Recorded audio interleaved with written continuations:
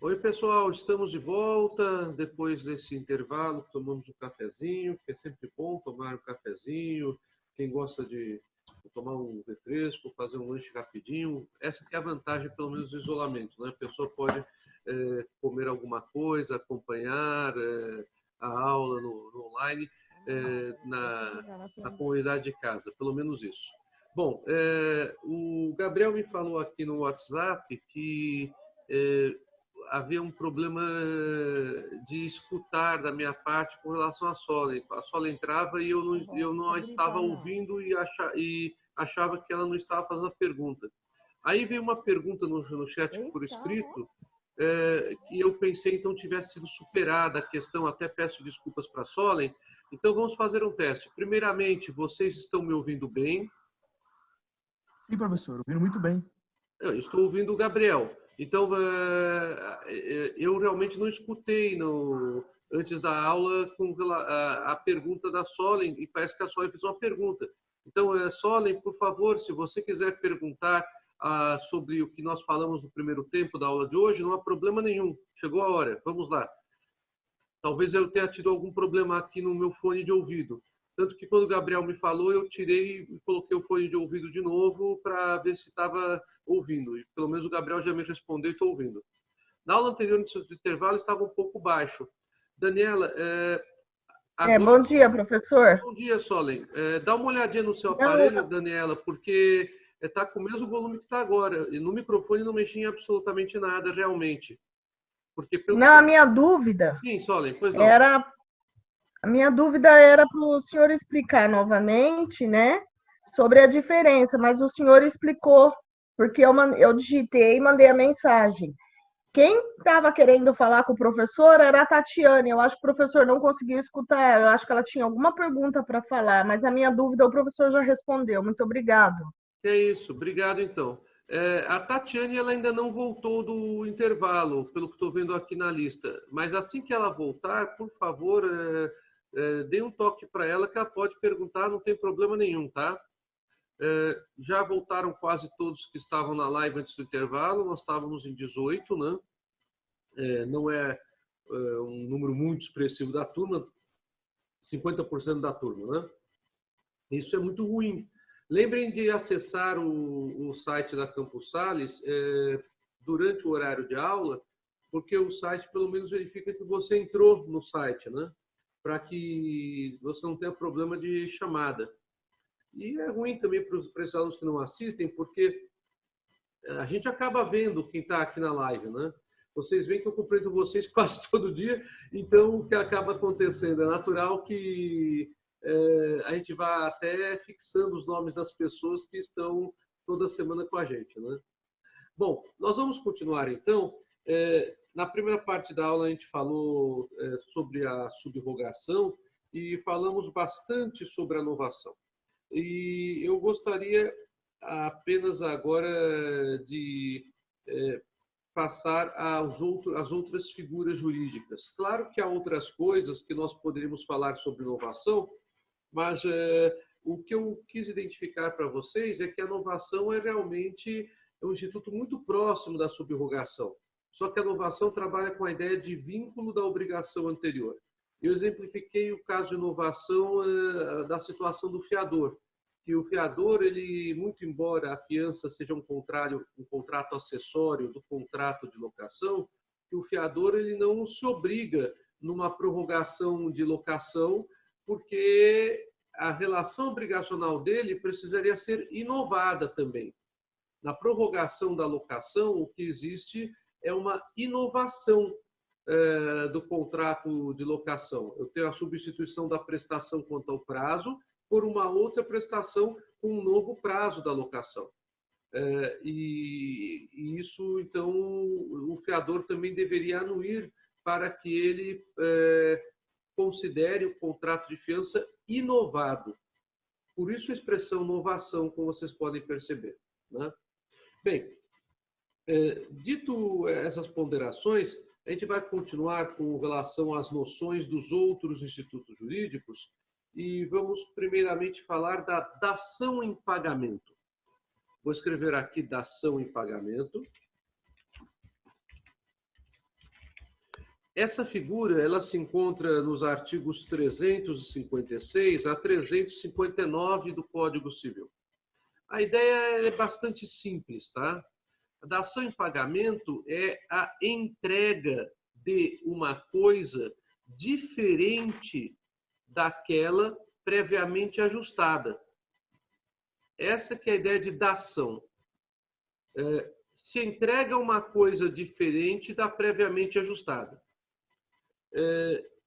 Se esta coisa vier a ser aceita pelo credor no lugar da outra, a obrigação se extingue. Então, a dação em pagamento é uma situação bastante simples. Não existe uma substituição da coisa permanecendo a obrigação, que seria o caso da subrogação objetiva. Não existe uma substituição da coisa extinguindo a obrigação e criando uma obrigação nova, que seria o caso da novação. A dação em pagamento é muito mais simples. O devedor oferece uma outra coisa, diferente daquela que havia sido ajustada com o credor, e o credor aceita esta coisa, extinguindo a obrigação, pura e simplesmente. Então, a dação em pagamento, ela gera a extinção da obrigação. Ela extingue a obrigação. Para extinguir a obrigação, a dação em pagamento, ela precisa, obviamente, ser aceita pelo credor. Não sei se vocês se recordam, nós conversamos... Tem um microfone aberto, viu, pessoal? Se puderem desligar o microfone, eu agradeço. Não sei se vocês estão lembrados que nós conversamos, quando falamos da obrigação de dar coisa certa, que existe uma regra, que é a seguinte: o credor não é obrigado a aceitar coisa diversa, ainda que mais valiosa. É uma regra das obrigações de dar coisa certa, que a gente conversou aqui. Realmente, o credor ele pode exigir aquela coisa que foi ajustada, mas nada impedirá que ele aceite uma coisa diversa. Esse que é o ponto. Então, na dação em pagamento, nós temos justamente essa figura. Quando o devedor ele fala para o credor: olha, eu gostaria de extinguir a obrigação entregando a você esse bem, porque o outro eu não vou conseguir entregar. Não, vai brincar lá. Eu vim para cá por causa do barulho. E o credor aceita esse pagamento, a obrigação se extingue. Então, na dação em pagamento, nós temos essa figura, que é uma figura que se relaciona muito àquela regra da obrigação de dar coisa certa, que a gente conversou. Tá? A regra da obrigação de dar coisa certa é o credor não é obrigado a aceitar coisa diferente, ainda que mais valiosa. Mas, aí vem a história. E se ele aceitar? Se ele aceitar, haverá dação em pagamento. A dação em pagamento ela extingue o vínculo obrigacional entre as partes. E o devedor fica, portanto, liberado da obrigação. Tá?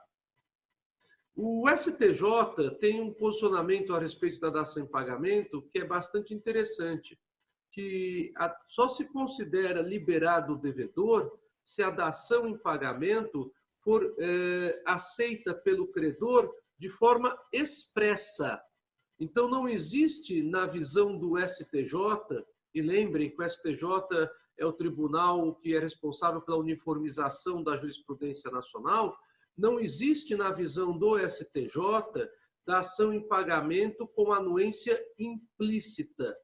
É necessário que o credor expressamente concorde com a dação em pagamento. Tá? Então, esta é uma outra figura, é uma figura bem mais fácil do que a figura da subrogação ou a figura da novação. Vamos falar agora sobre uma outra figura. Já falamos sobre a consignação na semana passada, falamos sobre a subrogação, sobre a novação e sobre a dação em pagamento. Vamos falar agora da confusão. Confusão é uma modalidade bem simples de pagamento indireto. A matéria ela se encontra prevista no Código Civil, nos artigos 381 a 384. Qual que é a ideia de confusão? Confusão é a reunião da qualidade de credor e devedor em uma mesma pessoa. Então, na confusão, o que nós temos? O devedor se torna credor dele mesmo. É essa a ideia da confusão. Ué, mas como é que isso é possível? Ou o contrário, o credor se torna devedor dele mesmo? Como é que isso é possível? Isso é possível nas hipóteses de sucessão. Assim, se eventualmente há uma dívida contraída entre pai e filho na sucessão familiar, com a morte do pai, o filho que era devedor, por ser herdeiro, se torna credor daquela dívida ao mesmo tempo. Então, aí ocorre a confusão. Ocorrendo a confusão, extingue-se a obrigação, obviamente. O filho que é o herdeiro não vai pagar a dívida para ele próprio. A dívida está paga, né? Essa ideia também pode acontecer em sucessão de pessoas jurídicas. Quando a pessoa jurídica que era devedora ou credora da outra acaba incorporando a outra ou sendo incorporada pela outra, através do fenômeno da incorporação societária, da incorporação empresarial. Então, é possível a confusão, sem sombra de dúvidas, de credor e devedor na mesma pessoa. A confusão ela pode ser parcial ou total. Basta que o montante da dívida seja maior ou menor para verificarmos a situação. Vamos dar um exemplo sobre a confusão parcial para que vocês não tenham dúvida sobre a existência da confusão parcial. Vamos supor que o pai emprestou para o filho uma importância de... vou usar um valor relativamente alto, de R$10.000 para o filho. E o filho não era o único filho, havia outros 3 filhos, né? Mas o que acabou acontecendo? O pai veio a falecer e o pai não tinha bens e só tinha algum dinheiro na conta corrente dele, em investimento. E ele acabou, então, deixando a título de herança para os 3 filhos a importância de R$15.000 no valor total. Se a importância de R$15.000 no valor total, o que nós temos? Nós temos uma confusão parcial, porque eu só terei R$5.000 para cada filho. Então, aquele filho que era devedor de R$10.000 só herdou R$5.000. Então, só houve confusão parcial dos R$5.000. Com relação aos R$5.000 em que houve a confusão parcial, a obrigação fica parcialmente extinta. Mas o filho herdeiro devedor continuará devendo R$5.000 e terá que acertar esses R$5.000 perante o espólio, que é a figura, aquela entidade que é criada pelo direito a partir da data da morte da pessoa até a regularização da transmissão dos bens. Então, neste caso, nós teremos confusão parcial. O herdeiro ele herdará 5.000, mas deve 10.000 para o decujus. Então, ele continuará devendo 5.000 para o espólio. É o caso típico de confusão parcial. Bom, a outra figura que é bastante interessante no direito obrigacional é a figura da remissão. Esta figura se encontra prevista no Código Civil nos artigos 385 a 388 do Código Civil. O que é a remissão? Remissão é o perdão de dívida. É um pagamento indireto do ponto de vista legal, né? Muito embora não ocorra pagamento nenhum. A remissão. Remissão é perdão de dívida. Então, o perdão de dívida ele gera, na verdade, a extinção. A remissão, ela é uma declaração unilateral do credor. Ele está dizendo, devedor, eu estou perdoando a sua dívida. Só que, na verdade, a gente não pode confundir a ideia de que, por ser uma declaração unilateral do credor, que perdoa o devedor do pagamento daquela dívida, que o devedor ele se submete pura e simplesmente a essa declaração. A remissão ela não se confunde com uma simples renúncia de direito. Então, caso o credor faça essa declaração, estou perdoando a sua dívida, o devedor ele pode, por qualquer razão que seja, se insurgir contra essa ideia de perdão, e pode pagar a dívida. Ou seja, embora seja a remissão uma declaração unilateral de vontade, essa declaração unilateral de vontade ela pode ser contrariada pelo próprio devedor, que prefere pagar a dívida para não ficar, por assim dizer, em uma situação constrangedora. Aí você perguntaria para mim, Senise, quem perdoaria dívidas hoje em dia? É difícil. Normalmente as dívidas só são perdoadas por razões pessoais, por razões de foro íntimo, muitas vezes. Senise, que devedor, outra pergunta, se insurgiria contra o credor que ele está lhe perdoando a dívida? Um devedor que não quer ficar devendo um outro favor. Então, nesses tipos de situação, a remissão ela é uma declaração unilateral, mas ela é uma declaração unilateral que, na prática, ela precisa ter uma manifestação que não seja de contrariedade do devedor. Porque a manifestação de contrariedade do devedor, ela acaba gerando um pagamento válido, né? Então, nesse sentido, a chamada remissão, que é o perdão da dívida, ela não se confunde com a pura e simples renúncia da dívida. Renúncia é uma outra figura jurídica, aonde, no caso, o credor declara de forma unilateral e irretratável que aquela dívida não existe mais porque ela não está sendo perdoada, ela está sendo renunciada. Então, está havendo uma abdicação da dívida. Bem, esta é a ideia da remissão. Outra figura que o Código Civil traz com relação a pagamento indireto é a compensação. A compensação é uma figura um pouco diferente desta. A compensação ela se encontra no Código Civil, nos artigos 368 a 380.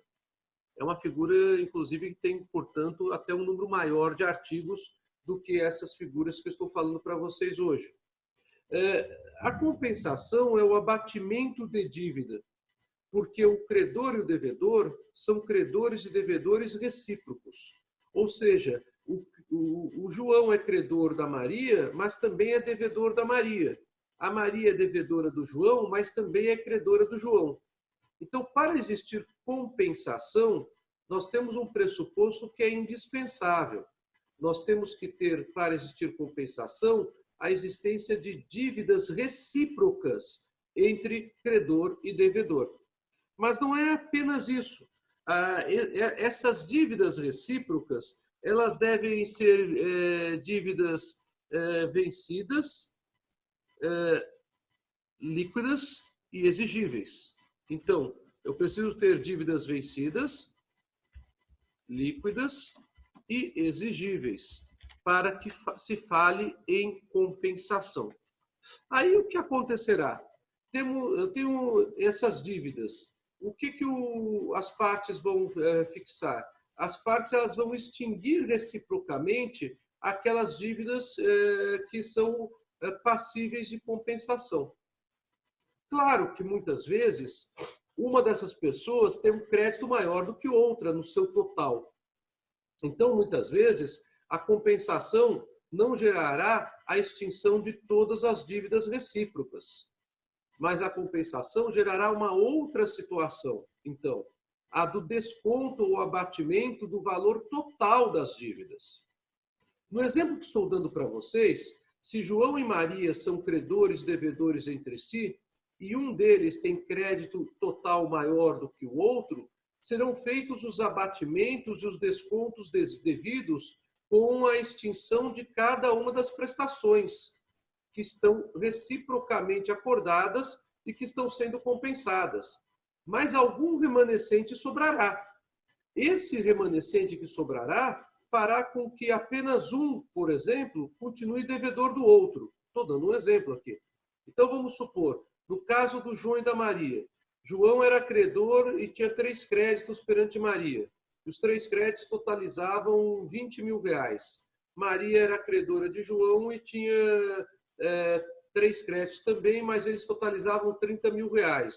Feita a compensação desses créditos todos, que são então 6 créditos, sobra um valor remanescente de R$10.000 para Maria. E a Maria, como credora dos R$10.000, continuará credora desses R$10.000, porque a compensação ela não leva necessariamente a uma extinção de tudo. Apenas levará a uma extinção de tudo se realmente houver essa reciprocidade e se houver a concordância das partes nesse sentido. O valor que remanesce continua podendo ser cobrado, obviamente, pelo credor remanescente. Esse tipo de compensação que eu falei para vocês é a compensação clássica, é a chamada compensação convencional, que é a compensação feita por meio de negócio jurídico, né? Ela não se confunde com a compensação que é feita por força da lei, é o caso da compensação legal, ou ainda a compensação que é feita por decisão judicial, que é a compensação judicial.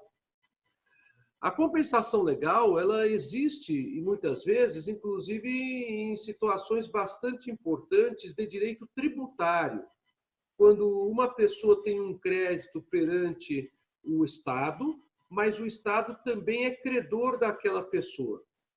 E aí o Estado tem autorização legal para fazer a compensação dos créditos, fazendo com que aquele crédito da pessoa seja utilizado para amortizar, isto é, reduzir o crédito que o Estado tem perante ela. A compensação tributária, ela exige permissivo legal. Ela é utilizada, por exemplo, em declaração de imposto de renda, mas ela exige sempre o permissivo legal, lembrando isso. Bem, falamos um pouquinho de compensação. Falamos que a compensação exige obrigações recíprocas entre credor e devedor e que essas obrigações devem ser líquidas, certas e exigíveis. Tá? A prestação a ser compensada tem que ser necessariamente de bens fungíveis. Então, não existe compensação de bens infungíveis. Lembrando apenas o que são bens fungíveis. Bens fungíveis são aqueles bens que podem ser substituídos por bens de mesma qualidade e quantidade. Então, isso são bens fungíveis. O bem infungível é aquele em que não cabe esse tipo de substituição. Então, a compensação ela apenas pode se dar sobre bens fungíveis. Dinheiro é bem fungível, mas há uma série de bens que são fungíveis, como vocês sabem, né? Então, lembrem-se sempre desse detalhe. Os bens fungíveis são o objeto a ser compensado. Não existe compensação, perdoe-me, aqui entrou uma coisa aqui do Zoom aqui no meu... Pronto, voltei. Não existe compensação de bem infungível. Bom, agora eu vou para a parte final da nossa aula de hoje. mas eu preciso perguntar se vocês têm alguma dúvida, porque nós passamos rapidamente várias figuras de direito obrigacional e faltou apenas falar da imputação em pagamento e falar alguma coisa de transação e compromisso. É que transação e compromisso não estão mais estudadas em direito das obrigações, mas eu já vou dar uma noção para vocês. Vocês têm alguma dúvida sobre os temas? São muitos temas diferentes, né? O Henrique está dizendo que está tudo certo até o momento. Que bom, Henrique. Eu fico feliz porque essa é uma matéria muito difícil. Não é uma matéria nem fácil de ser dada pelo professor e nem fácil de ser compreendida pelo aluno imediatamente. Eu reputo a matéria pagamento indireto um dos temas mais difíceis de todo o curso de direito. Isso é uma opinião particular, pessoal minha, lógico, né? Mas porque na prática é muito difícil você identificar a diferença entre subrogação e inovação em determinadas situações, por exemplo.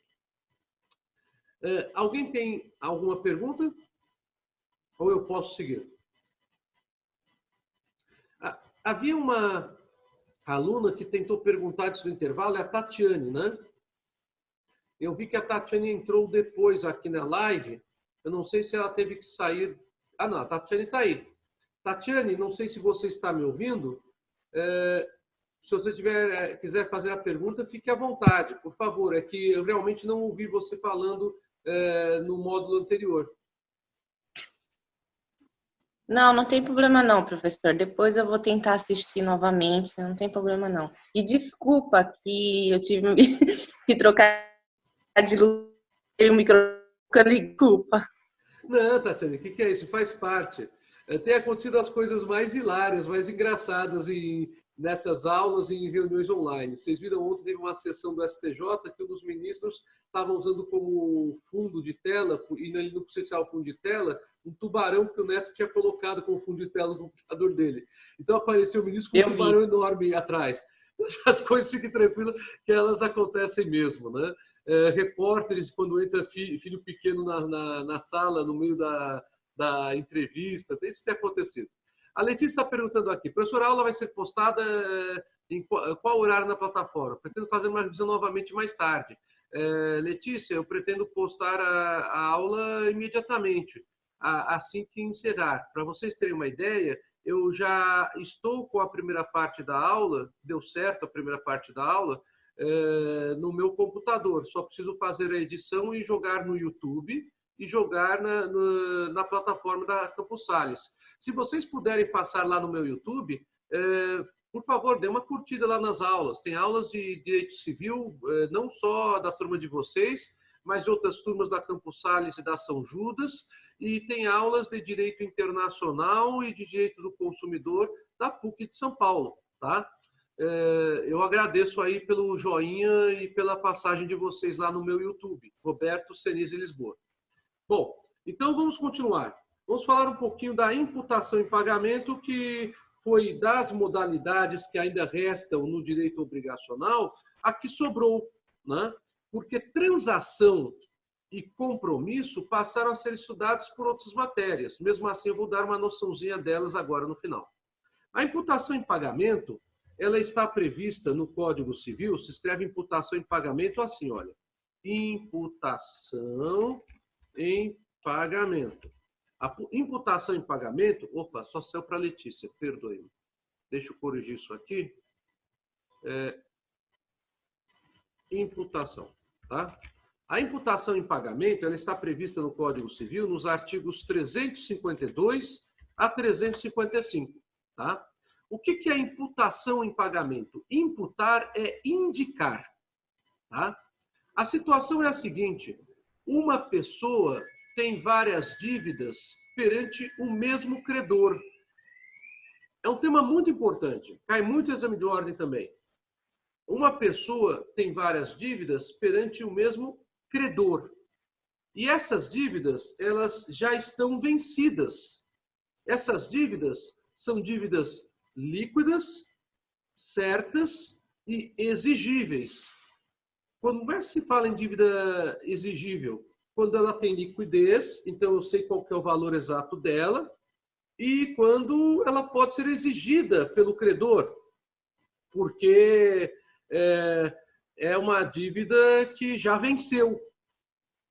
Por isso se fala em dívida vencida nesse sentido. Dívida vencida, líquida e exigível. Pois bem, se o devedor tem mais de uma dívida vencida, que tem liquidez, portanto, e que, portanto, é exigível pelo credor, o devedor ele pode não ter o valor total para pagar todas as dívidas. Mas ele poderá, então, tendo um valor parcial para pagar parte dessas dívidas, indicar, imputar quais dívidas estará pagando. É essa que é a ideia da imputação em pagamento. Então, para que eu tenha imputação em pagamento, eu tenho que ter necessariamente várias dívidas. E essas dívidas têm que ser contraídas por uma pessoa perante um mesmo credor. O devedor não terá o valor para quitar todas essas dívidas que estão vencidas, mas terá apenas um valor parcial.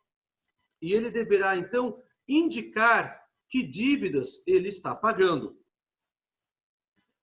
Caso o devedor não indique que dívidas está pagando, é o credor quem fará a indicação.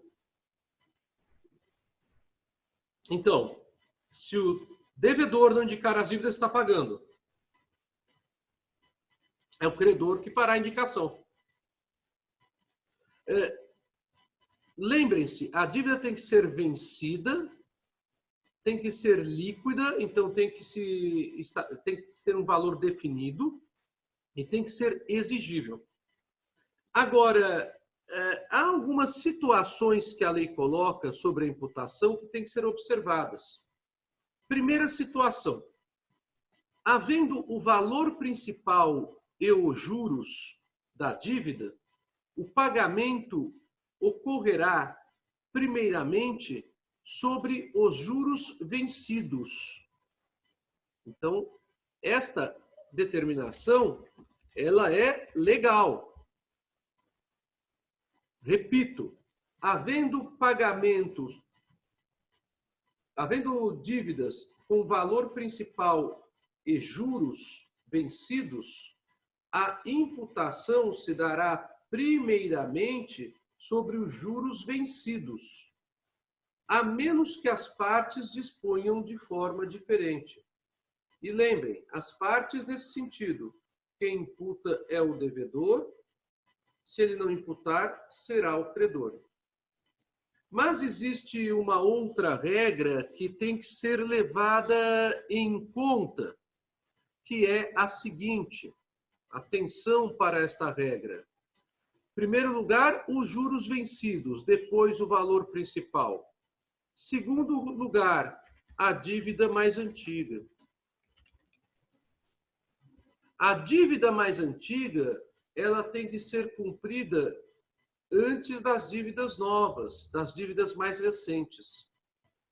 Então, na imputação em pagamento, embora, primeiramente, o devedor possa fazer a indicação de quais dívidas pagará, embora, se ele não fizer essa indicação, o credor possa se valer da prerrogativa do que será imputado, há duas regras que têm que ser observadas. A primeira é esta: entre o valor principal e os juros vencidos, estando tudo vencido, disso estou falando, primeiramente, a imputação recairá sobre os juros vencidos. E a segunda regra, entre dívidas antigas e dívidas novas, a imputação recairá primeiro sobre dívidas mais antigas. Bem, a ideia da imputação em pagamento encontra um limite no direito tributário que está sumulado, é uma súmula, súmula 464 do STJ. E esta súmula é constantemente lembrada em exame de ordem e em concurso público. A súmula 464 do STJ. O que diz essa súmula? Diz o seguinte: a regra da imputação em pagamento prevista, estabelecida no artigo 354 do Código Civil, que é a que eu passei para vocês agora, não se aplica às hipóteses de compensação tributária. Ou seja, não cabe em direito tributário a imputação em pagamento. É essa a ideia que a súmula traz. Então, pode caber para dívidas civis, dívidas de outra natureza, mas não para dívidas tributárias. Bom, então, essas eram as observações principais sobre o pagamento indireto que nós temos em direito das obrigações. No entanto, eu faço questão de me referir a duas últimas hipóteses que são objeto de análise de vocês agora em outras matérias e que no código anterior eram tratadas como hipóteses de pagamento indireto. São elas a transação e o compromisso.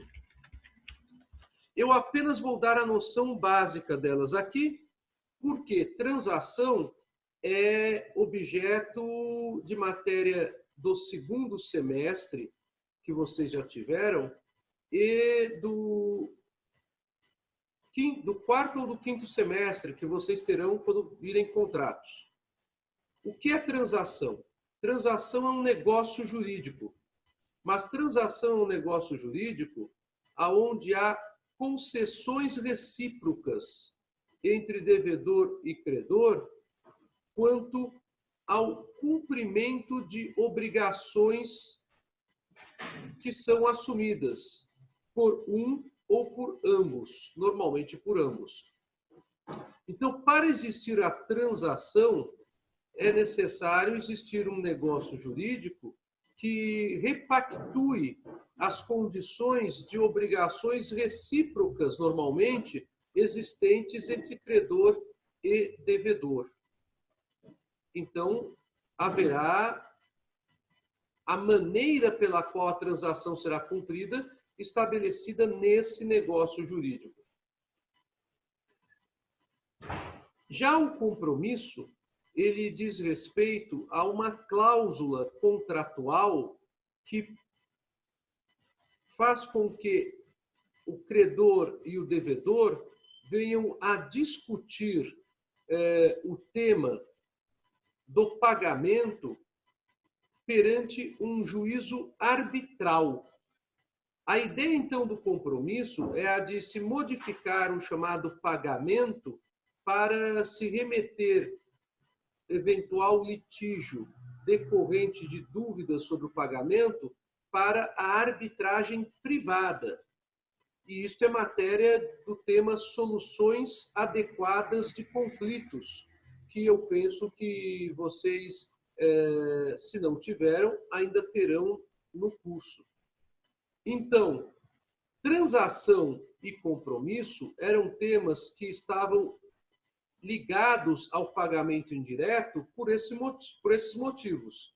A transação, porque o objeto dela é trabalhar com concessões recíprocas entre devedor e credor, quanto ao reajuste das obrigações originariamente pactuadas. Por isso, a ideia de pagamento indireto. E o compromisso com a discussão da cláusula arbitral para dirimir uma questão relativa a pagamento. Por isso, a ideia de pagamento indireto. Esses dois institutos hoje não se encontram na parte do direito obrigacional. A transação é ligada mais a negócio jurídico e a contratos, e o compromisso é mais relacionado a soluções adequadas de conflitos por uma evolução da ciência jurídica. Bom, essas eram as principais observações da aula de hoje. Eu quero agradecer muito a vocês. Semana que vem começamos responsabilidade civil. A matéria ela é bastante informativa, mas é bem mais fácil que o tema da aula de hoje, pessoal. Agradeço muito a atenção de todos.